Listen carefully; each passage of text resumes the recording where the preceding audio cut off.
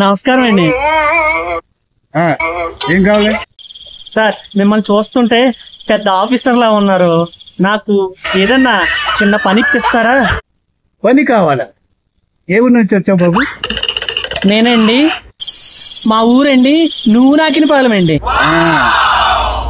చూడు బాబు, ఎర్ర బస్ ఎక్కి హైదరాబాద్ లో దిగిపోయి ఉద్యోగం కావాలి అంటే ఇలా జేబులో తీసిచ్చేయడానికి ఉద్యోగాలు ఇక్కడ ఏమి లేవు. ఓ పని చేయి, జేబులు కొట్టి చేస్తావా? సార్, భలే సలహా ఇచ్చారండి. మీరు అంటుంటే చాలా కామెడీగా ఉంది. సార్, మీరు ఉద్యోగం ఇవ్వకపోయినా పర్లేదు కానీ మంచి సలహా ఇచ్చారు. సార్, నాకు చిన్న హగ్ ఇస్తారా?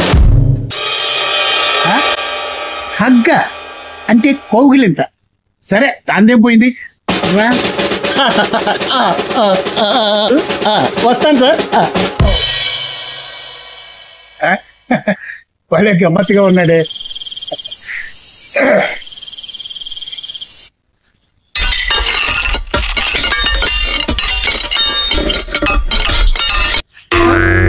నాయన, వాడెవడో వచ్చి ఉద్యోగం ఉందా అని అడిగాడు.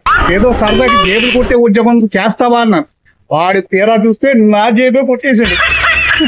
అలాగే ఇప్పుడు ఆటో కూడా డబ్బులు లేవు, అందుకే నోడు అలా తగ్గించుకోమని చెప్పి.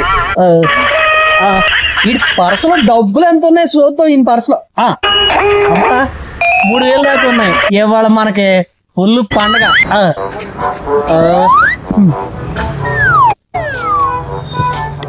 హలో సిడ్డి అమ్మా, ఒక ఫుల్ మటన్ బిర్యానీ, మంచి గుమ్మ పాస్తా,